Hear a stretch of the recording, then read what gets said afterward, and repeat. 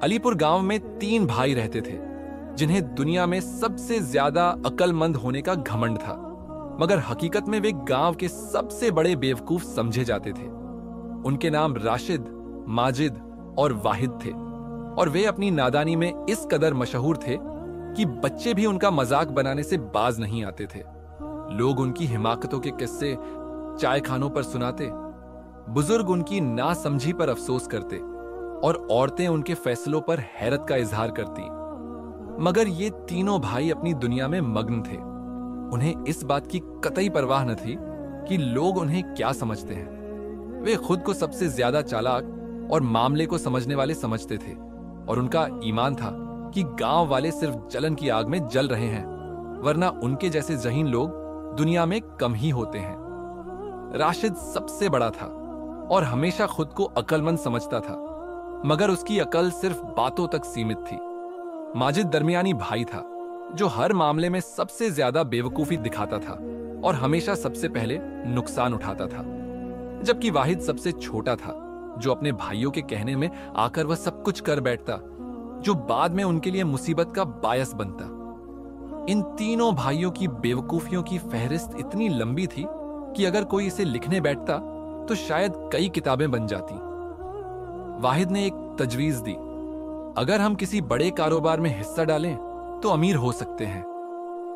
एक आदमी जो पहले ही उनकी सादगी से वाकिफ था, उसने उनसे कहा कि अगर वे उसके साथ उसके कारोबार में पैसे लगाएंगे तो वह उन्हें चंद ही महीनों में 2 गुना कर देगा। तीनों भाइयों को यह बात बहुत पसंद आई और उन्होंने अपनी बाकी बची खुची रकम उस आदमी को दे दी। वह आदमी पैसे लेकर गायब हो गया और उनका सारा सरमाया डूब गया।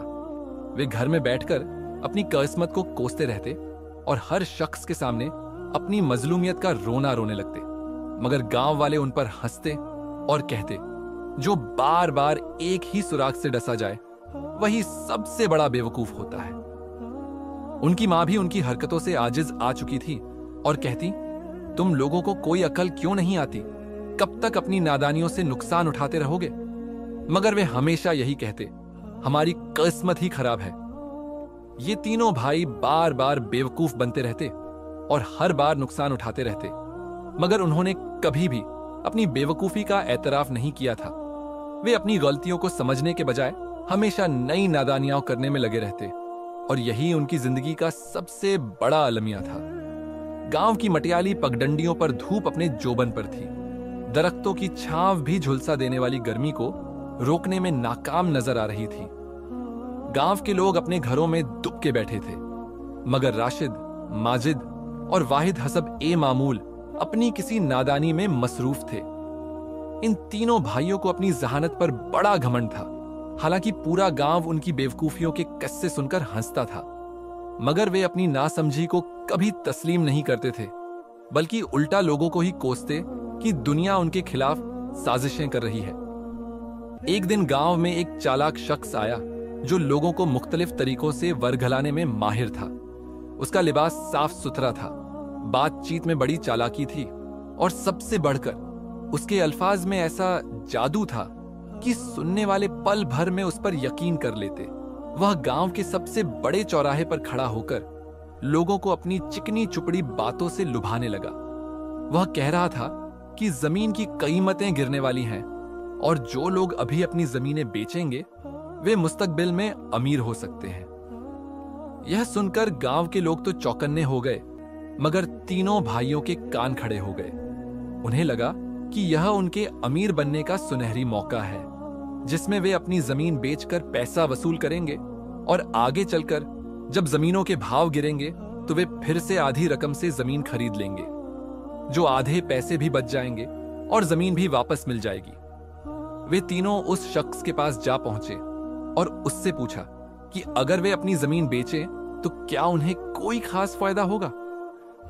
वह शख्स चालाकी से मुस्कुराया और बोला, भाइयों, आज अगर तुम अपनी जमीन मेरे हाथों बेच दो तो मैं तुम्हें एक ऐसी स्कीम में शामिल कर सकता हूं जिसमें तुम्हारा पैसा रातों रात 2 गुना हो जाएगा।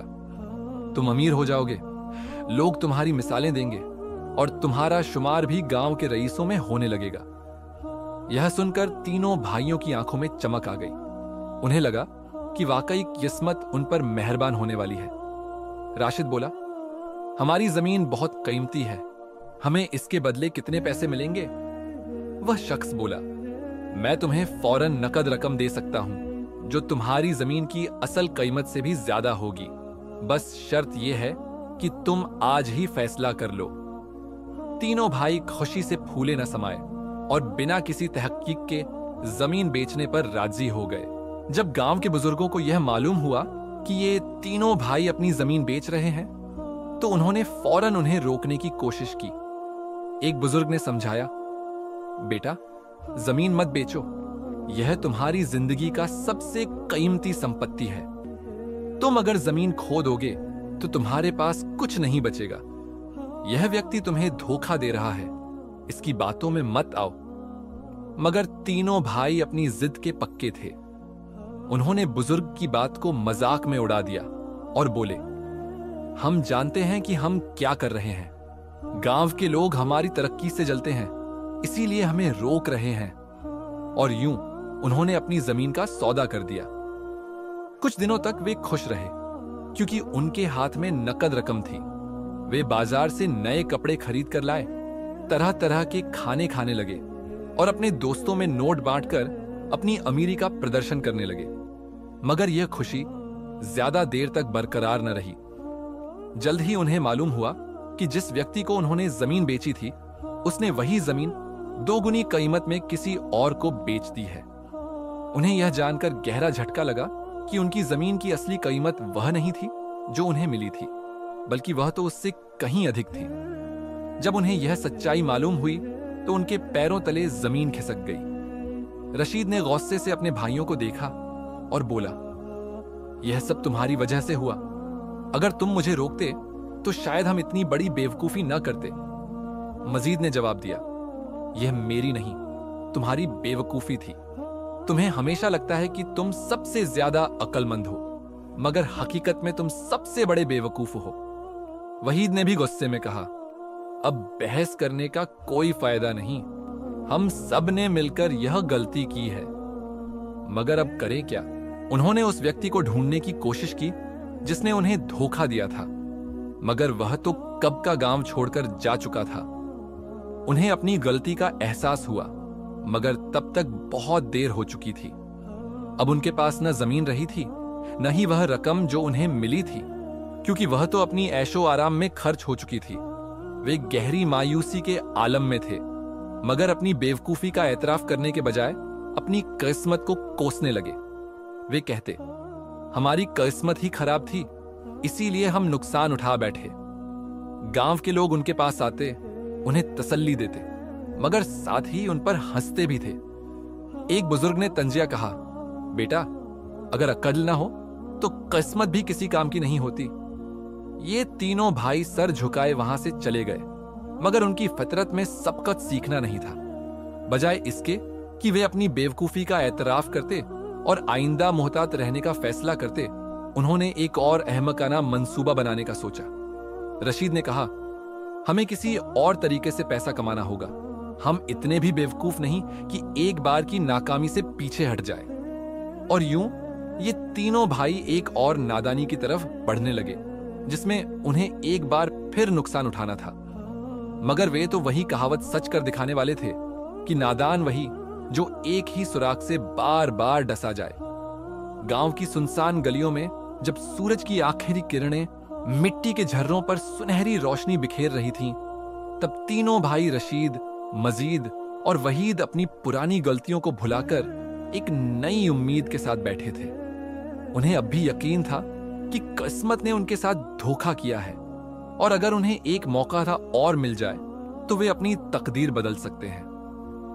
इसी सोच में घूम वे तीनों चाय के एक खोखे पर बैठे थे, जब अचानक एक अजनबी व्यक्ति उनके करीब आया। उसके लिबास की चमक और बातों में ऐसा जादू था कि वे तीनों फौरन मुतासिर हो गए। इस व्यक्ति ने खुद को एक कामयाब ताजिर के तौर पर मुतारिफ कराया और बताया कि वह एक जबरदस्त कारोबारी मौका का लेकर आया है।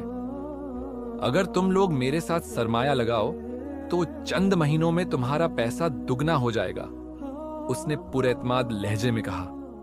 तीनों भाइयों के कान खड़े हो गए। उन्हें ऐसा लगा जैसे उनकी दुआएं कबूल हो गई हों। रशीद, जो हमेशा खुद को सबसे ज्यादा अक्लमंद समझता था, सबसे पहले बोला, यह कारोबार किस चीज का है? अजनबी मुस्कुराया और राजदाराना अंदाज में बोला, यह एक खास मंसूबा है जिसमें सिर्फ समझदार लोग ही सरमाया लगा सकते हैं। मैं तुम्हें पूरी तफसील तो नहीं बता सकता, मगर बस इतना जान लो कि यह मौका जिंदगी में एक ही बार आता है। मजीद और वहीद ने एक दूसरे को देखा और रशीद की तरफ इशारा किया कि वह मजीद बात करे। रशीद ने थोड़ी देर सोचा, फिर बोला, हमें यकीन कैसे आए कि यह वाकई फायदा देने वाला कारोबार है? अजनबी ने एक सुनहरी घड़ी अपनी कलाई से उतारकर मेज पर रखते हुए कहा, यह देखो, यह असली सोने की है और मैंने यह इसी कारोबार से कमाई है। अगर तुम लोग सरमाया लगाओ तो तुम भी बहुत जल्द ऐसी चीजें खरीद सकोगे। तीनों भाइयों की आंखें चमक उठी। उन्हें लगा कि किस्मत एक बार फिर उन पर मेहरबान हो रही है। वहीद, जो हमेशा सबसे ज्यादा जोश में रहता था, फौरन बोला, हमें कितने पैसे लगाने होंगे?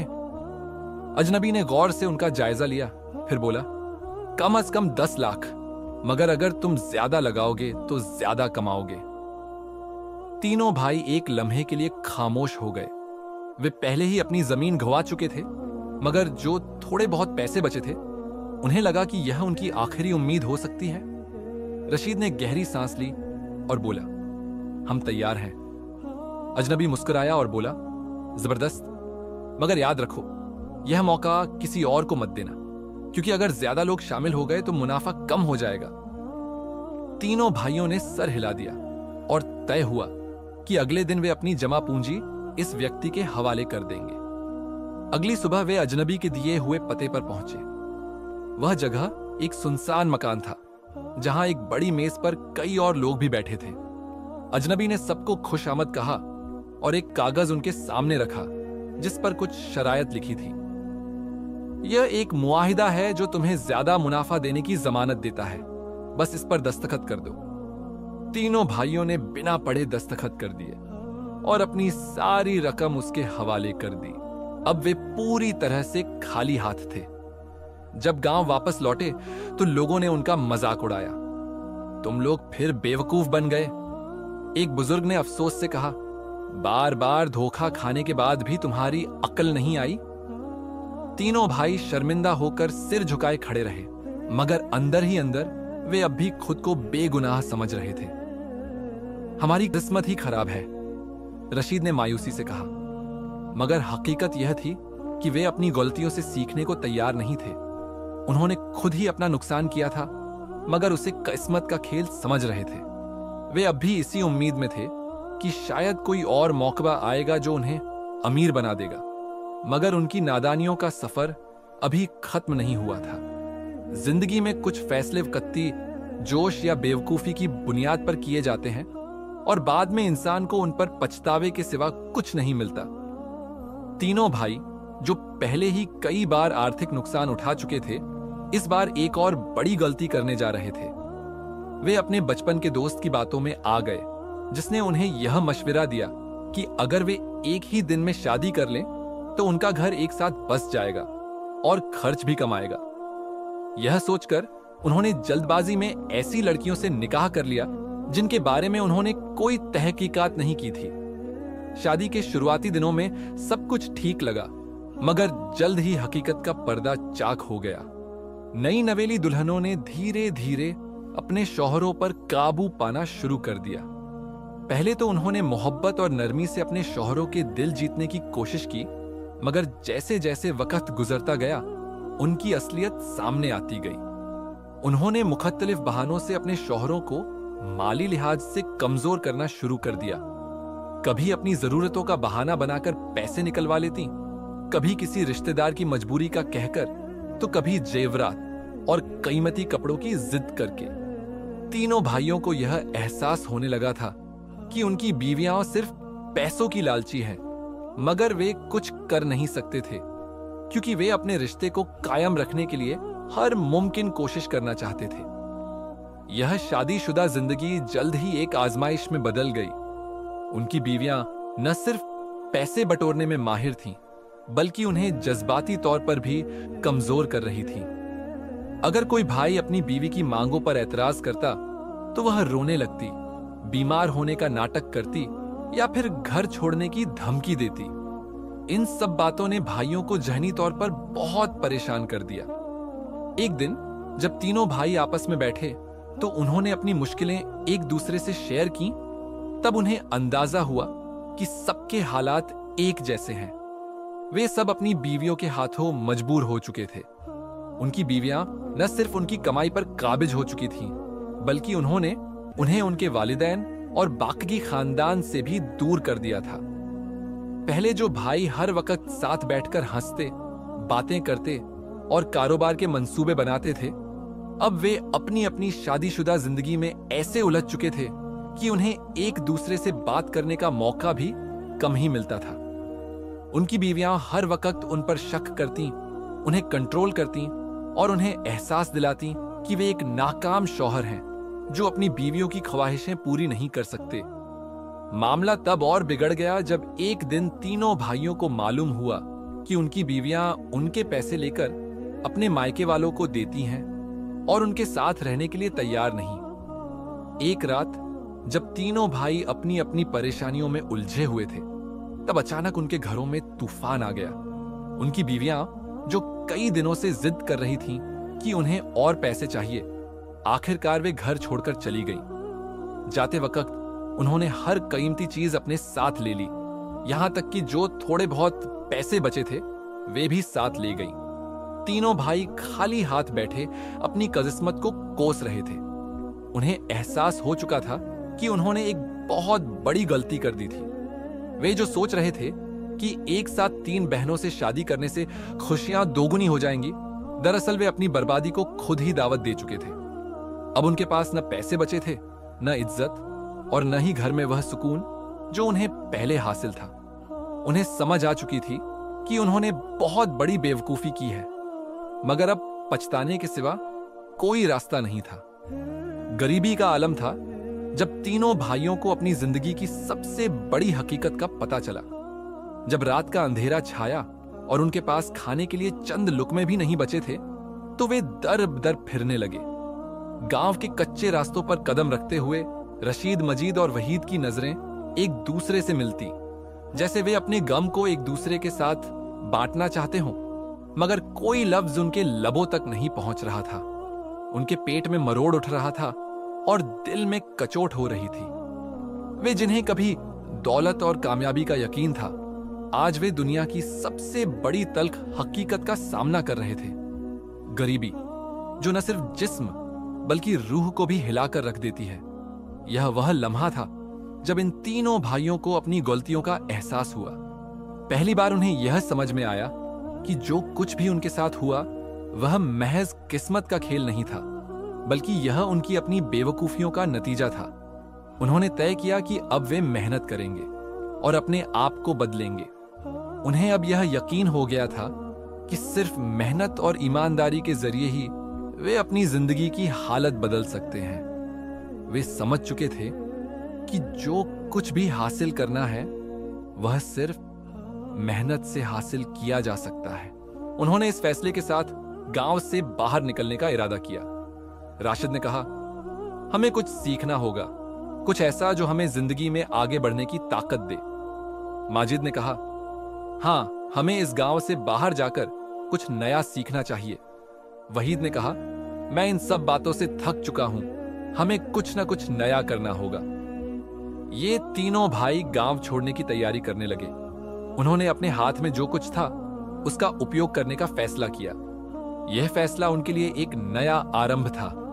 उनका सफर अब शुरू होने वाला था और यह सफर केवल एक मकसद के लिए था, अपनी जिंदगी को बेहतर बनाना, अपनी गलतियों से सबक लेना और वास्तव में मेहनत करके कुछ बनना। यह वह पल था जब उनके भीतर वह हिम्मत और हौसला आया जो उन्हें पहले कभी नहीं मिला था। उन्होंने दिल में यह संकल्प लिया कि अब वे केवल अपने सपनों को हकीकत में बदलने के लिए जिंदगी जिएंगे और अपने पिछले गुनाहों का प्रायश्चित वे केवल अपने कर्मों से करेंगे। अब वे एक नए सफर पर रवाना हो चुके थे, एक ऐसा सफर जो उन्हें खुद से, अपने इरादों से और अपने सपनों से जोड़ेगा। यह था उनके लिए एक नया आरंभ, एक नया युग जो शायद उन्हें हमेशा याद रहने वाला था। नए आरंभ के सफर में तीनों भाई एक नए शहर की ओर रवाना हो गए। वे गांव की तंगी और गरीबी से परेशान हो चुके थे और यह फैसला कर चुके थे कि अब उन्हें कुछ करना होगा ताकि अपनी जिंदगी बदल सके। उन्होंने शहर के विभिन्न हिस्सों में मजदूरी शुरू कर दी। यह वह समय था जब उनकी मेहनत की पहली सच्चाई सामने आई। उन्हें पहली बार एहसास हुआ कि सफलता केवल आसान रास्तों से नहीं मिलती, बल्कि उसे पाने के लिए कठोर मेहनत जरूरी है।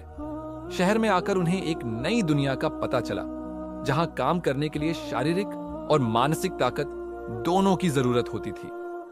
दिन रात की मेहनत के बावजूद उनके लिए यह सीखने का समय था कि सफलता का कोई शॉर्टकट नहीं होता।